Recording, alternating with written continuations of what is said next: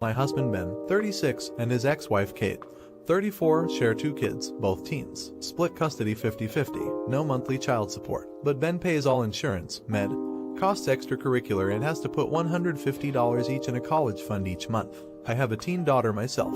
Ben made a base income, but got bonuses and commissions on commission. He would send Kate 50% of it. On bonuses, he would send Kate 35%. This was not court-ordered, but very regular. Well, Ben was in a wreck, couldn't work 5 months, got fired. Legal, called lawyer, took 3 months to find another job that could cater to his new disabilities, but took a huge pay cut and no more bonuses and commission. I paid all bills plus his child obligations, even the average sum of what he sent Kate extra per month. During this time, after realizing his pay wouldn't recover, we talked to Kate and told her we can no longer afford to send her extra. As we weren't making it, she seemed to understand. During this time period, my child turned 16 and saved up $4,000 for a car. I've always promised to match whatever they save. This money was already put away. We got a car for $6,000.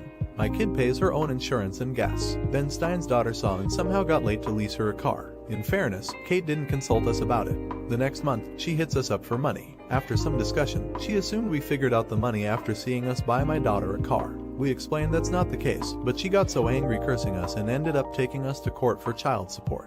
The court determined that Kate makes significantly more than Ben and she needs to pay $300 a month in child support for him and reimburse insurance. His past income didn't matter since he's now considered disabled. It's been about 3 months since and Kate's entire family is blowing us up, telling us how horrible and evil we are. That Kate is being threatened with eviction and Ben's daughter's car is being repoed. They say it's my fault because Kate only leased it since she expected us to keep paying. That her paying child support means she can't afford a rent. And I'm spoiling my daughter by playing favorites. Kate also says that my income plays a role since the kids live with me 50% of the time. So I'm horrible to deprive the kids. This makes me feel horrible. Am I the idiot here? I could pay, but I wouldn't be able to save since I'm paying more since Ben makes way less. Not an idiot. Spouses have nothing to do with the financial responsibility of a child. The bio parents are responsible for child support point blank and it's their own damn fool for assuming anything. Honestly, your husband was more than generous before the accident.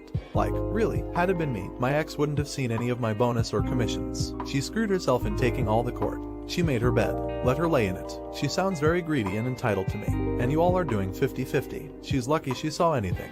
I'm honestly shocked. Exactly. Any bonus or commission extras I'd be putting into a college or savings account or directly buying things the kids needed, e.g.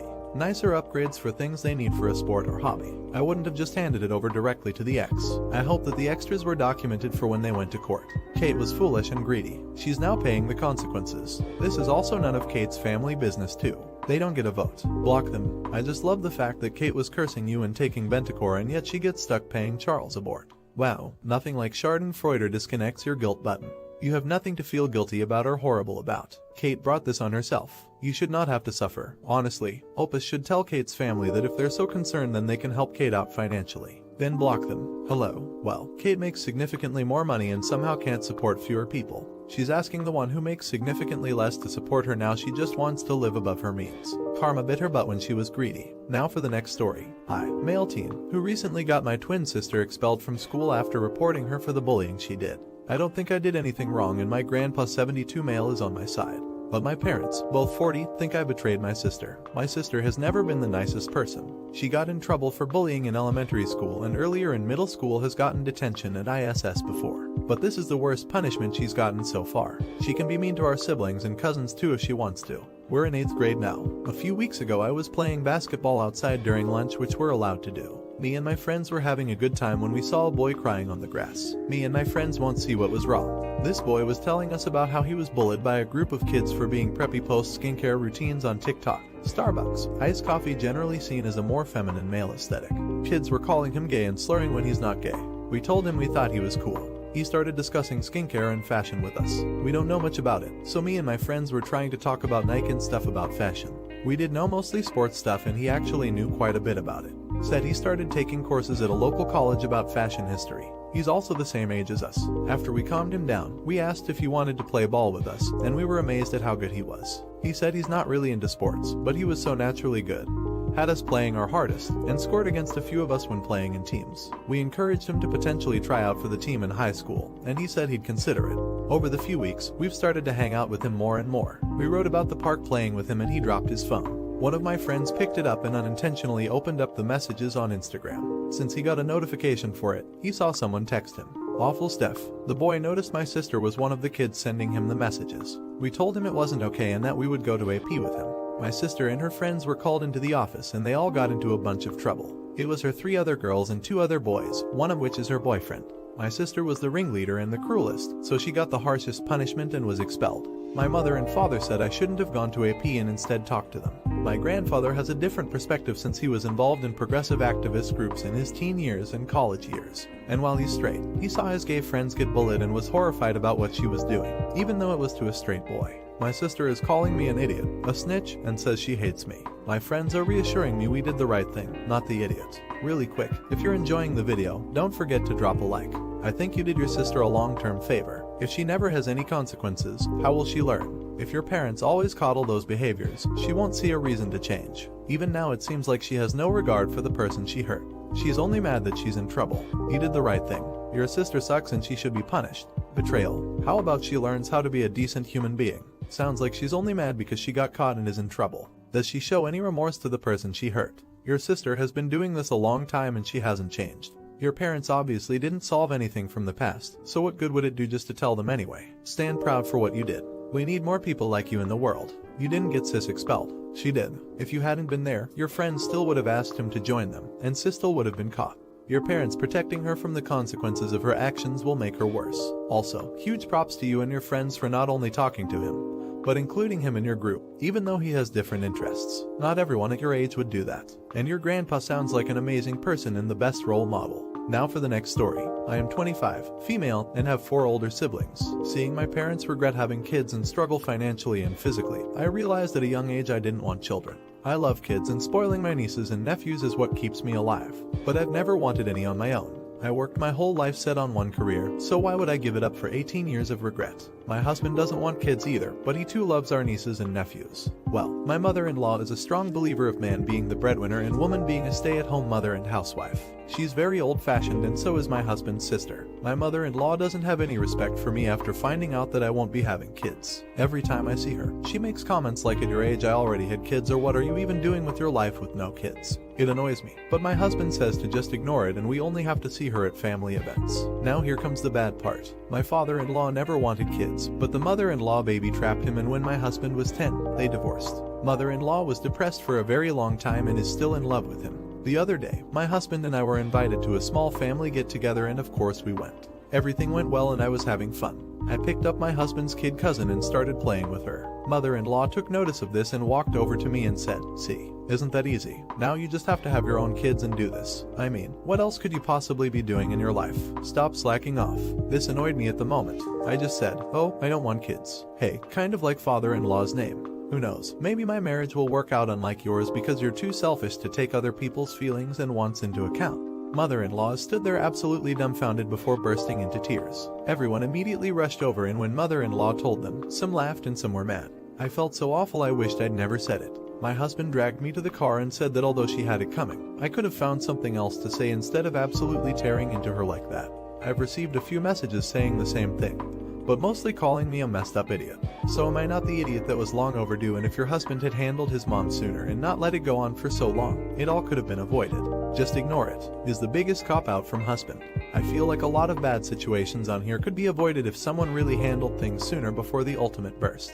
Many times my husband would say, if that were me, it would never even have gotten to that point. But I also get it. It's hard for people to really put up and enforce their boundaries, especially in a strong, assertive, yet respectful way. Took me many years. Not the idiot opus. It's always the worst when people who constantly degrade and belittle others are absolutely beside themselves, when someone has the audacity to be honest with them. She was counting on you never saying anything to challenge her. Well, color her surprised. What family doesn't realize is that she's been bleeding you with 1,000 cuts and you finally retaliated with a club to the face. You've probably taken more damage and suffered more pain, but that kind of blunt force trauma is more visible. That's why they think you're worse. The wife and I don't want kids, and according to someone, I appear vaguely menacing when I tell people off. Now for the next story. I'm 19, female, a current college freshman, and I'm part of a student committee that reaches out to incoming students to help them transition into the school for low-income students, defined as kids who will be on 100% financial aid when they come here. We're supposed to ask if they want to be a part of special programs for low-income kids. A lot of programs exist to help them when they arrive. I met with an incoming student, 18, male, whose family income is around $65,000 a year. The cutoff for full financial aid at our school is an income of $70,000, and students with family incomes of up to around $200,000 typically get some percentage of aid. As one of the students on 100% aid, he's marked as low income and will be in the most economically disadvantaged 20% of students here. I was supposed to ask if he wants to be considered for special low-income tutoring programs, low-income social organizations, and other programs for disadvantaged kids. Our school offers a lot, since low-income kids usually struggle the most with their grades and getting involved when they arrive. The kid became very upset and started saying he's not low-income or disadvantaged and his parents have good jobs. He was extremely offended. I wasn't trained on what to say in such an instance, and it was awkward, so I just had to be like, well, your profile right here says you are. And he was mad. He was super upset when the meeting ended, which was counterproductive. Not the idiot, but your school couldn't have named it any better. Hey, do you want to sign up for Poor Kid Help? You want government cheese, you poor bastard. Or hey, we got stuff for poor people like you. Poverty McP-face. I was 100% on financial aid, and no one referred to me as low income ever. Hello? Well, seriously, though, this will be a lesson for Opus, albeit a tough one. The way I put it to that young man was so offensive. I also didn't care for the implication that kids from poorer households don't do as well in school. That's stereotyping at its finest and so freaking untrue in my opinion. Regardless of what will inevitably be quoted from statistics by someone here in the comments. I came from a very poor household, a daughter of a single mother who was a waitress her whole life, and I got straight A's, graduated with high honors, and did very well for myself without all the extras. For poor people, you get what you work for. Sorry, you are an idiot. No idiots here. You were just doing your job. He has every right to be upset. It's interesting, because I wouldn't consider someone making $65,000 a year low income. Some Googling is showing me that 54% of families in the US in 1920 had an income of less than $75,000. So you're roughly saying half the country is low income. I can understand why it is offensive. Now for the last story. I female, 25, live with my roommate. Female, 27 might say that we're fairly good friends, but not especially close. About 3 or 4 weeks ago, my roommate's mom passed away unexpectedly. My roommate was understandably devastated. She flew home for a few days, but she's mostly been staying at our place. She asked for fewer shifts at her job, so she only goes in for a few hours 3 days a week. She used to be full-time. When she's not at work, she lays in bed or calls her dad. I feel so awful for her. Without asking, I took over almost all of the household duties. I'd been cooking her meals, cleaning the whole house, etc. I even offered to clean her bathroom. We don't share one, and she took me up on it. Earlier this week, she was sitting on the couch reading a book, and I asked her if she would give me her rent money so I could give it to our landlord. She said, "You want me to pay rent after my mom just died? That's kind of mean." She said that she hasn't been working much, so she can't really afford rent anyway. I don't blame her at all for not working much because she's obviously going through a difficult time. I'm a grad student, so I don't have much money. I technically have enough money to pay for our rent this month, but I would have to dip into my small savings account, and I really don't want to do that.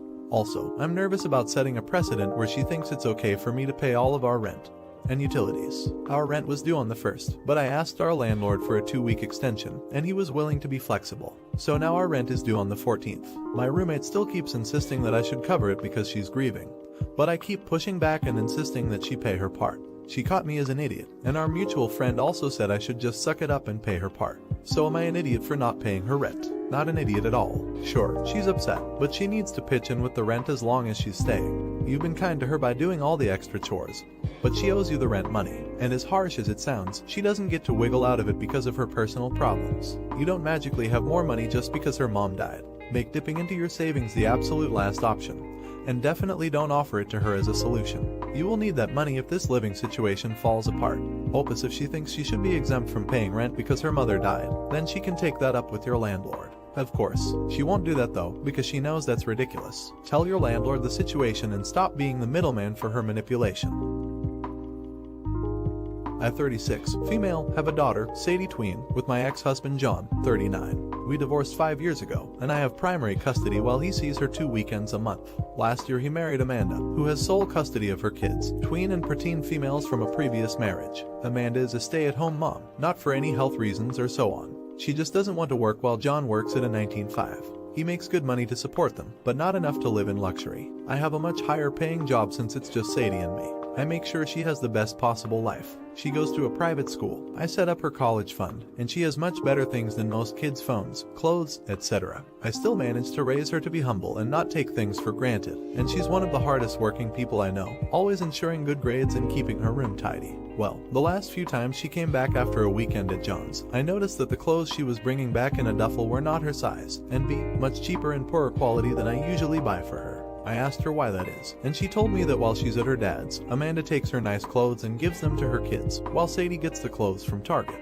I asked her if she wanted them back, but she said she didn't mind sharing since she kept all her favorite clothes here. The problem came when I went to pick her up last weekend. I had a business meeting and couldn't drive her over, so Amanda offered to pick Sadie up from school, which hadn't happened before. When I got there on Sunday, John and Amanda asked me to sit down with them, and when Sadie came to hug me, Amanda sent her to her room quite harshly, saying her punishment wasn't over yet. I was confused because Sadie very rarely misbehaves. They sat me down in the kitchen and said that it was unfair for Sadie to go to a private school while her kids go to a public one. So they decided that Sadie would be pulled out of private school and put in the same school as the girls. They also said I should keep up Sadie's punishment, because when they told her, she blew up at them, told them it wasn't fair, and yelled that Amanda and her kids weren't even her real family, that all they did was steal. I told them in no uncertain terms to screw off. I would not be pulling my child out of a school she likes away from her friends because they can't afford it. I told them they could easily make as much money as me if Amanda started working in her field because she has the qualifications and a good job market. I told them their money problems are not my issue, and if Sadie's items get stolen or they try to pull her out of school, I'll be taking this to court. They've been blowing up my phone ever since, calling me a selfish idiot.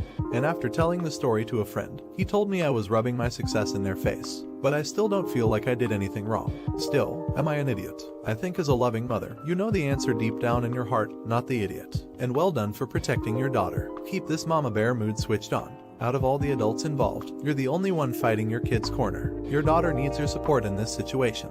The only thing I would have done differently is I had to take them to court already for stolen clothes. You let it go and now it keeps escalating. Because the real motive here is intense jealousy combined with laziness and questionable morality. To steal clothes instead of working. Yeah, that makes me want to vomit. So you're paying for her education and they want you to stop because Amanda's a bum. Good on you to tell them to screw off. Shame on them for using your daughter as a tool to hurt you. The clothes thing made me angry. Believe me, I can relate with my divorce, and it's ridiculous. But the private school thing, no way, no. The fact that your ex-husband and his wife are pieces of crap doesn't surprise me that this is their reaction. But you have a friend that would respond that way is no bueno. Friends are supposed to have your back. You work hard for your success, and being successful is not rubbing it in someone else's face. Update. I contacted my lawyer and we're starting the process of obtaining full custody. Really quick, if you're enjoying the video, don't forget to drop a like. I'm taking Sadie to a therapist so I can get permission to keep her with me, at least until the courts make their decision. Her next visit isn't for another couple of weeks, so assuming that everything goes according to plan, she shouldn't have to go back there unless she wants to. Now for the next story. I'm prefacing this by saying I am female, 30, always struggling with self-esteem.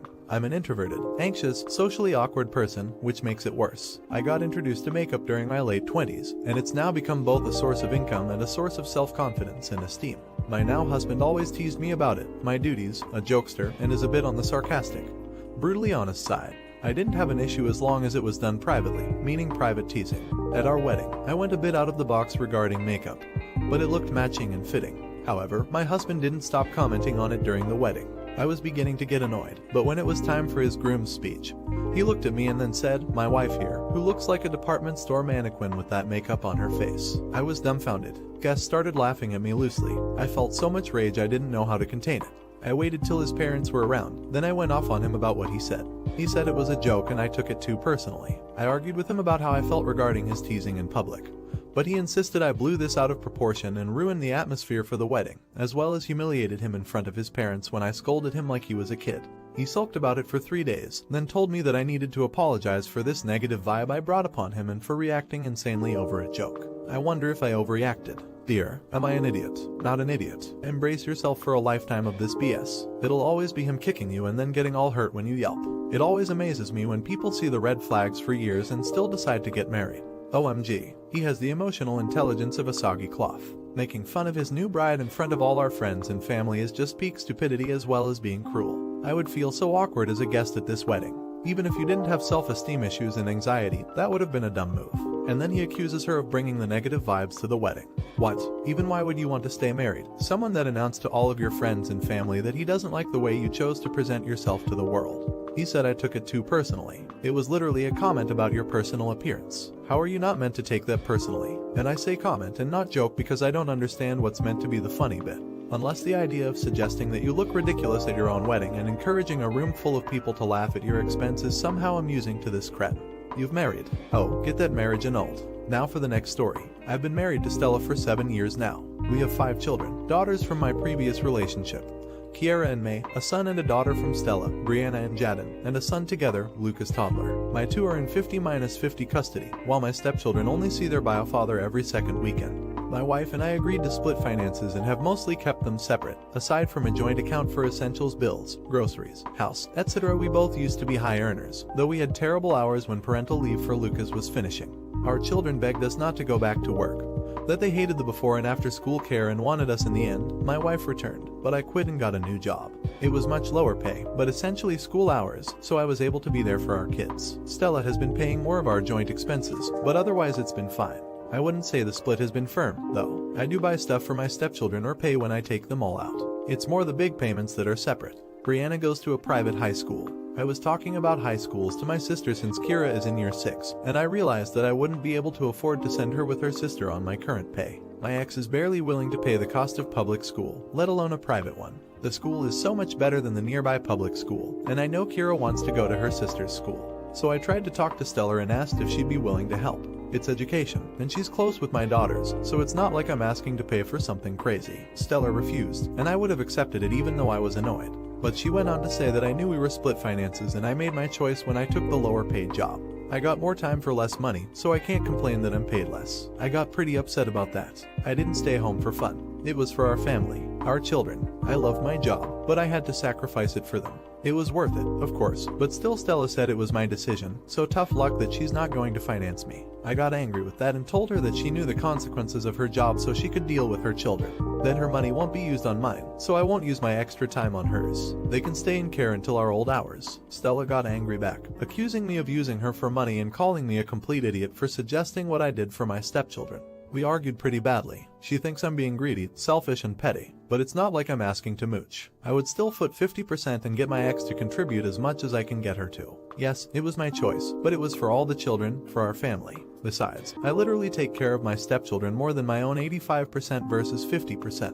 I'm not just being lazy or focusing on my children. I've been there for them all, so I think it's unfair for her to refuse to help, even a little. But obviously she thinks I'm being an idiot. You're an idiot. It is your and your ex-wife's responsibility to take care of your kids' education, just as it is your wife and her ex-husband's responsibility to take care of theirs. You aren't contributing anything to your stepkids' education. It was a low blow to tell your wife that you won't take care of her kids if she doesn't pay for your kids' education. If she wanted to play tit for tat, she could refuse to pay more than 50% of the bills and force you to get a higher paying job or even a second job. If you want your kids to go to private high school, hit up your ex to pony up the money. So his time spent looking after her kids means nothing. Isn't it up to her and her ex to provide childcare if she's willing to take advantage of his lower paid job for her gain as she doesn't have to pay for wraparound childcare? Isn't he entitled to some compensation for that?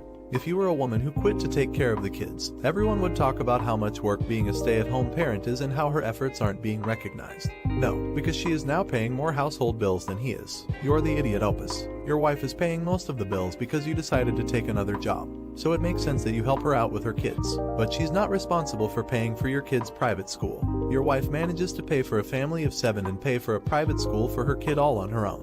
Why should she sacrifice and pay for your kid? Because of the decisions you and your ex made. You made a choice to have 3 kids and to take a less paying job. Okay, but you realize him taking the lower paid job for the better hours means he's also saving money for his kids when he has them and hers on childcare, right?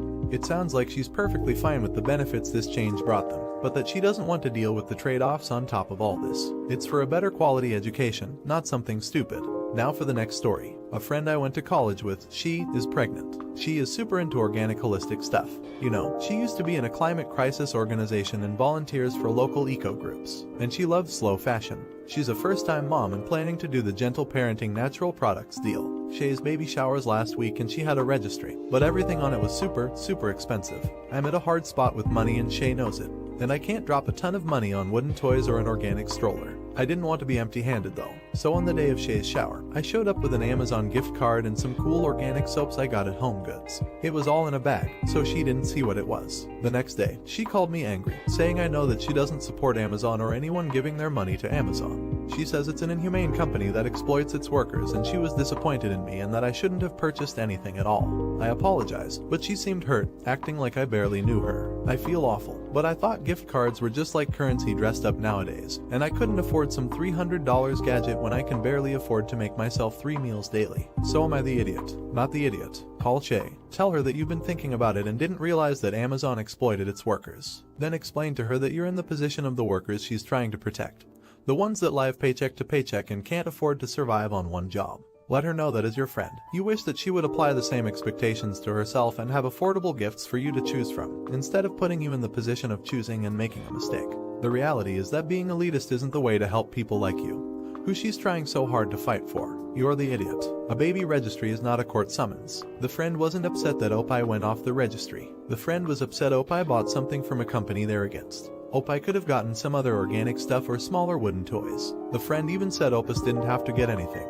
Opus could have given cash, assuming Opus knows about the friend being against Amazon. It is similar to giving a vegan a gift card to a butcher shop or someone with a dairy allergy to an ice cream place. An organic stroller. I'm sorry, I just can't get past this. If she was trying to be earth friendly, she'd buy a used stroller. If she bought one at all. The reduce, reuse, recycle thing. I rage baited myself into Googling organic strollers. This made me laugh hard, and I'm still trying to figure out whether it was meant to be snide or Opie genuinely doesn't understand what the word organic means. Listen, you know she's into organics, holistic stuff, slow fashion, etc. Why in the world would you think she would shop at Amazon? It feels almost passive-aggressive of you. I'm not going to say you're an idiot because maybe you didn't think it through. But sometimes it's better to not give anything than something that will offend the other person. Now for the last story. My wife, 33, and I, 34, male, have been together for about 7 years. She's a huge health nut, and one of the rooms in our apartment functions as a home gym for her to work out. Over the past few years, she's been spending more hours than ever working out and has managed to get herself visible. Six-pack abs and a pretty jacked body. On the other hand, I'm pretty skinny and barely ever work out. At first I was completely fine with my wife's new looks and she seemed extremely proud of herself.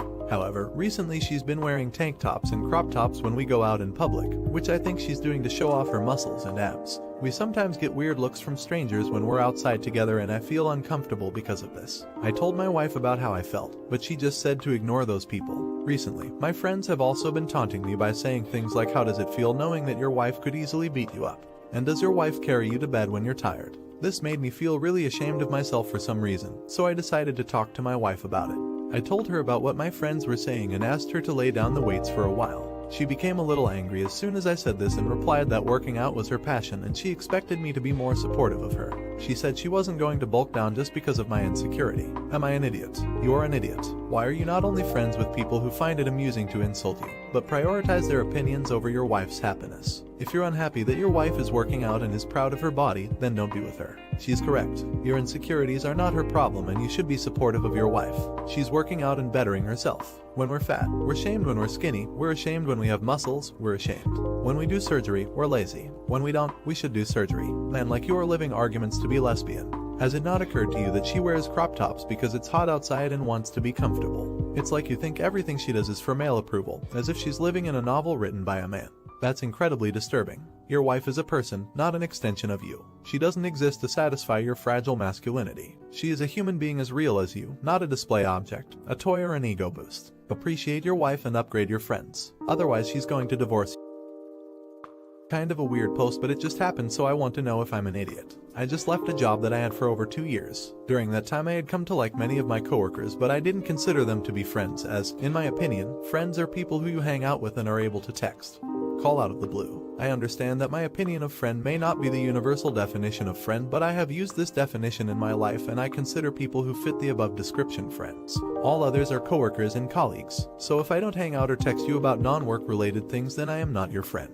On my last day at work, a former coworker of mine kept saying they would miss me and kept referring to me as their friend. I reminded them that while I enjoy their company at work, I don't consider us to be friends. They were confused as they thought we were. I reminded them that every time I asked them to hang out outside of work, they would say no and would give reasons that ranged from understandable to ones that were, well, obvious, that they didn't want to hang out with me. I soon realized that maybe we weren't going to be friends and that I had a coworker that was a colleague who I could talk to during work hours. I let them know that I only consider people my friend if I hang out with them outside of work. They tried to laugh it off as if I was not being serious. I told them I was serious and that I would consider them a coworker. They got upset and said that friends come in all different varieties and that we were friends because we had conversations at work. I politely informed them that while they might see that as a friendship, I did not. I saw us as coworkers. My coworker got quiet and didn't continue the conversation. They then called me an asshole for making them upset. I was confused as it was a cordial conversation. Am I the asshole for making my coworker upset that I didn't consider them a friend? Edit. I forget that sometimes I don't write out what I'm thinking. Just for clarification, the reason I said I did not see us as friends was because this person would go out and hang out with other people from the office and would tell me about it during lunch. Whenever I would ask to hang out, it would always be a polite, "No thank you." And that is fine. That would make us just coworkers. Maybe I am being petty. Coincidentally, I also have friends that I hang out with outside of work from this job. You know, you don't always have to say what you think or know to be true if it's of no consequence. If you talk about non-work related things at work, is friend that much of a stretch? A good friend of mine was never able to hang out outside of work. We worked together for years but never saw each other outside of that 9-5. Turns out she had a controlling and abusive partner and our friendship at work was the only one she really had.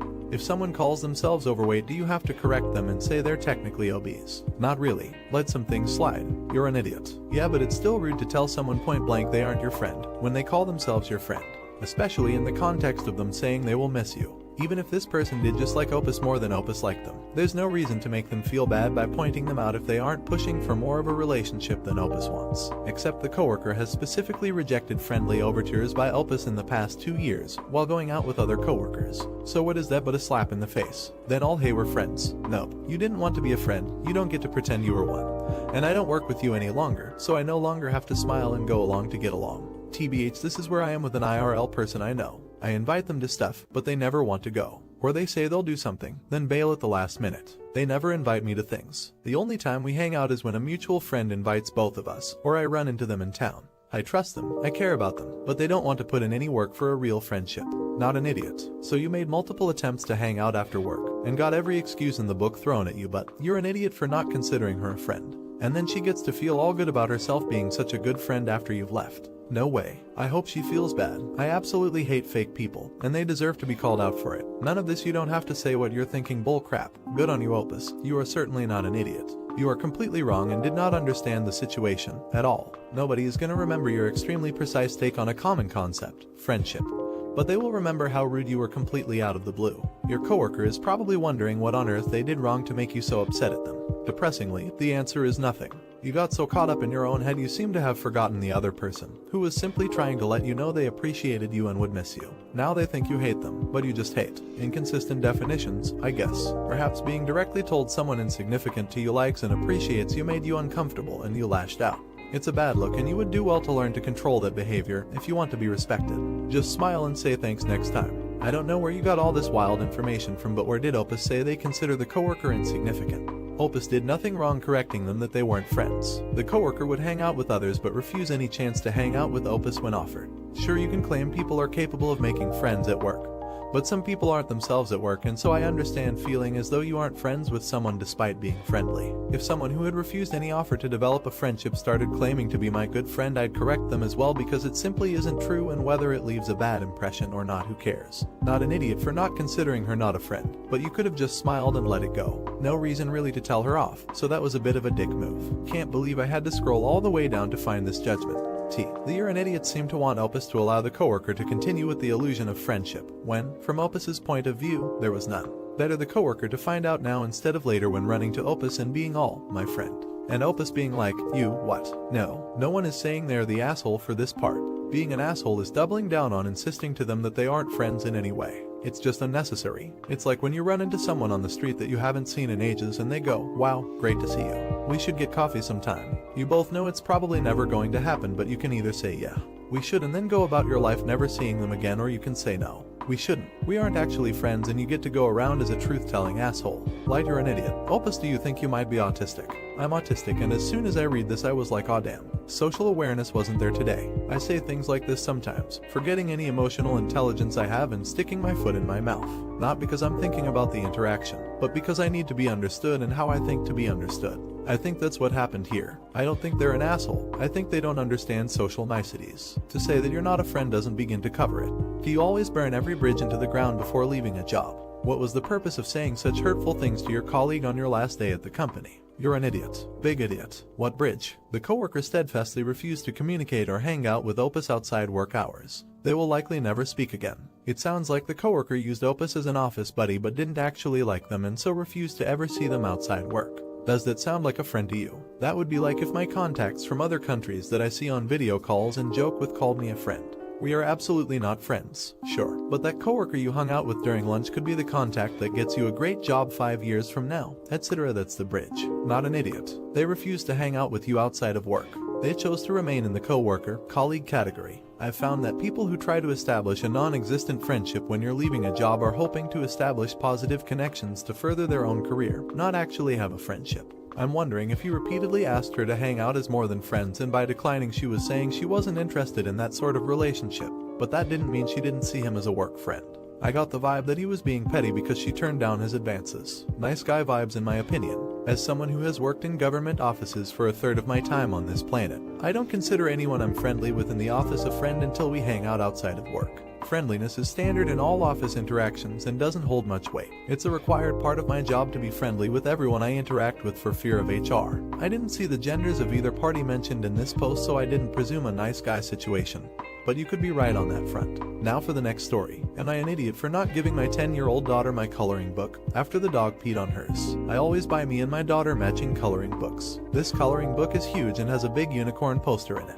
Well, my daughter left her book and her colors on her bedroom floor, and her dog peed on the book then chewed up the colors. Now my daughter is mad at me because I won't give her my coloring book. I told my daughter to pick up her things, but she didn't. I told my daughter to bring the pup outside, but she didn't. She also didn't have a potty pad down for the puppy, so the puppy did what she thought was right. Pot is on the big coloring book instead of the floor. Pup also chewed up daughter's colors. Daughter also wants the big unicorn poster that was with my book, but I put it up in my 2-year-old sister's room. My 10-year-old daughter is really fuming about this. Husband says I'm being a dick by not giving her my coloring book. I told him that I'm simply trying to teach my daughter that she can't always get what she wants and she needs to learn more responsibility when it comes to her things. I'm just trying to raise kids that aren't entitled or bratty. I want both of my girls to learn that they can't always get what they want, especially if it belongs to someone else, because life just doesn't work that way. Husband still thinks I'm being a slight asshole and my daughter thinks I'm a huge idiot. I'm scratching my head on this one. I need some more information. Why is so much of the dog's responsibility left for your daughter? We share responsibility. She begged for a new pup for about a year and we finally got her one for her birthday. She has an older dog, a 5-year-old Yorkie, that she takes great care of. Together, I taught my daughter how to housebreak, leash, walk and other things. After much talking, we broke down and got her a pup. All responsibility doesn't fall solely on her. It's a family pet and the family all puts into care for it. The pup does sleep in daughter's room. Daughter didn't put a potty pad down before bed and didn't pick up her coloring book, so the pup thought the massive coloring book was her potty pad. I am a firm believer in natural consequences, so I don't think you're wrong to say no to replacing the book. Ultimately, she is old enough to know that she needs to place down the pad, and leaving items out around a puppy is asking for trouble. You mentioned in another comment that she knows all this stuff but was too lazy to do it. But I do want to touch on a few things. 1. Puppies have small bladders and naturally just go more often than adult dogs. If the pup is sleeping in your daughter's room, is it being brought outside frequently enough? 2. Make sure you're rewarding her responsibility as much as letting her experience the consequences of her laziness. Maybe agree to a mother-daughter day or other reward once you all survive the potty training period. 3. Double check she has put out the potty pad before bed. At the end of the day, she's only 10 and still needs oversight. 2 seconds of your time can save a huge headache. An already trained dog is a big difference from a puppy that's still being trained. If it's a family pet, then the responsibility doesn't just fall on your 10-year-old. You need to be held responsible too. I get up throughout the night and let the dogs out. If one needs to go, they all need to go. The older ones know to scratch at the door, but I have a Yorkie that slaps me in the face to wake me up so they can go out. We do reward her with mom, daughter and dad, daughter days. As far as her putting the pup pad down, she made a list of her bedtime routine that she does every night, and the first thing she put on her list was to put the pup pad down. I guess I do need to start double checking. I have a 12-year-old son who does take care of our 2 dogs for the most part. We still have to give reminders to let them out or make sure the food and water dishes are filled. Puppy pads are the worst thing to use to train your dog. If you have a yard, just bring the dog out to do its business. When my son was 10, we had bred our female dog and she had puppies, and he had them all completely potty trained before they were 8 weeks, because he kept bringing them outside and they learned to go to the door when they needed to go out. In all honesty, I would replace the colors in the coloring book, but explain to her that yes, it was partially her fault that the dog peed on her book, but the puppy is everyone's responsibility. But she needs to remember to pick her stuff up, because pups like to chew, and if it happens again, you will not replace what was messed up. Not an idiot. This is an appropriate natural consequence for her age. But since coloring together is a bonding activity, maybe give her a way to earn a new coloring book sooner through extra chores or something. I told her she'd have to save her money to get a new book. She cleaned her little sister's room yesterday and charged me $9. She's a hustler. YTA. Why is your 10-year-old responsible for a puppy? It's not her sole responsibility. It's a shared responsibility. But the thing she is responsible for doing, she didn't do because she just didn't want to. Okay. But if you have a puppy that pees in the house and tears things up, and you as an adult are not managing that behavior, do you see why this is beyond the scope of your 10-year-old's responsibilities? You have access to training, behavior, and management information that your daughter doesn't. Accidents happen and stuff gets ruined, but the puppy is learning not to pee in the house. You wouldn't leave a 10-year-old responsible for teaching a younger child potty training. Not an idiot. Your husband should support you on this. Maybe he's an idiot. It's not like you're flaunting it in front of the 10-year-old. And I'm sure at some point, after she's learned her lesson, you'll get her another one. But you are right to try and teach her there are lessons and to be accountable for her actions. YTA. It doesn't sound like parenting. It sounds like a conflict between 2 10-year-olds, and your comments only make it worse. You are very set on making your daughter, who is a kid, suffer just to prove your point instead of showing her empathy. Don't get where all these NTA are coming from. I did show empathy and sympathy. I'm not cold-hearted. I know she was sad that her book was ruined. I was sad it was ruined because that's something we did together. She's suffering because she's pissed that I refused to give in to her, demanding that I give her my book. I'm not giving it to her. She didn't ask to share it. She didn't ask to color a page with me. I wouldn't have minded that at all. She demanded that I give her my book since hers was ruined. It seems from the comments that your daughter is very responsible for the 10yo and has a lot of chores that she is quite good with. But even adults make mistakes and mess up. I believe it has a bigger effect to remind us about responsibilities by sharing sad emotions with a kid and helping to deal with them. If you discuss it and she acknowledges that demanding is not a good way of communication, I would give her the coloring book. Not the idiot. This is good parenting. 10 is old enough to learn and understand that if you want something nice, take care of it, and that if it is lost, ruined, broken through your own fault, that it will not simply be replaced. First, you are the adult. It doesn't matter how much a kid begs. If you say no dog, it's final. Every child that begs for a puppy promises to take care of it, then doesn't. As an adult, you know this very well. The consequence is that the dog peed and ruined her things. She learned. Is this a $1,000 coloring book? Are you extremely poor and can barely afford food? If not, then give her the damn book. She already learned about consequences. Now teach her about empathy and sharing. Right now you are teaching her about being nasty, inflexible, and selfish to others. Bravo. If you were my mother, and for reference I am in my 60s, I would lose all respect for you for being supremely childish, petulant, and mean over some dumb coloring book. Good job ruining coloring, the dog, and your relationship with her. This is Reddit that hates children with the heat of 10,000 suns and tells couples to split over the smallest peccadillo, so I'll be downvoted to hell. But remember this 10 and 20 years down the road. You are a ridiculous person. Now go back to coloring unicorns and enjoy your loneliness. She did learn